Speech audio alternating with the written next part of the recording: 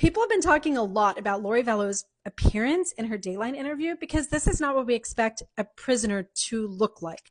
I guess in my head, I think that if you've unalived your children and a couple of spouses and attempted to unalive a brother in law, you don't deserve to have a beauty salon in that lockup facility. Like, what else do they have going on in there? Pilates and pedicures? God, no. If you are convicted of unaliving your children, a couple of spouses, and attempting to unalive a brother in law, you don't get pampered princess treatment, period. I assumed while I was watching the interview that maybe there had been like a Dateline makeup person who had glammed her up just so she didn't look so nasty for the camera, but that's actually not what happened. Here's what Keith has to say about it. Back when she was going to court hearings in Idaho, she had to use candy and other kind of materials like that to put makeup on her face. Candy she could get at the tuck shop. But apparently they now sell certain basic beauty products, very basic stuff, but they do sell them in the little commissary they have for inmates at that women's jail in Phoenix. So that's how she colored her hair and did the makeup on her face. She curled her hair because they can't have hair curlers.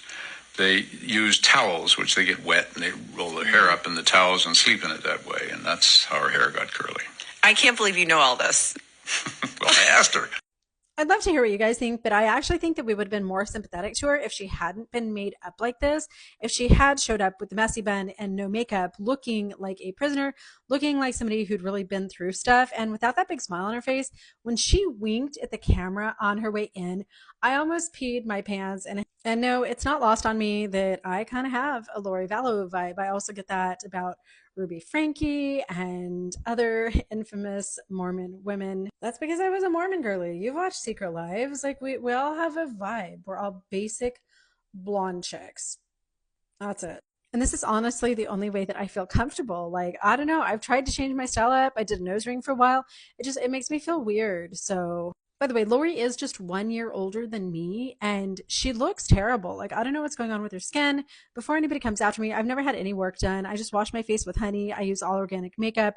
I'm turning 51 in just a couple months, and I just had oral surgery. So this lump isn't actually a soggy jowl. Like, you can see this side is good. That's oral surgery. I still have a little bit of gauze in there. People have speculated that she had Botox that's just kind of sagging because obviously they don't have filler in prison. Or do they? Is that's what's coming now? And I don't usually comment on women's appearances, but you know what? If you're going to do that to your kids, then your face is free game. In conclusion, Lori, if they ever allow you on TikTok, even with all that hair color and makeup from your little prison gift shop, you still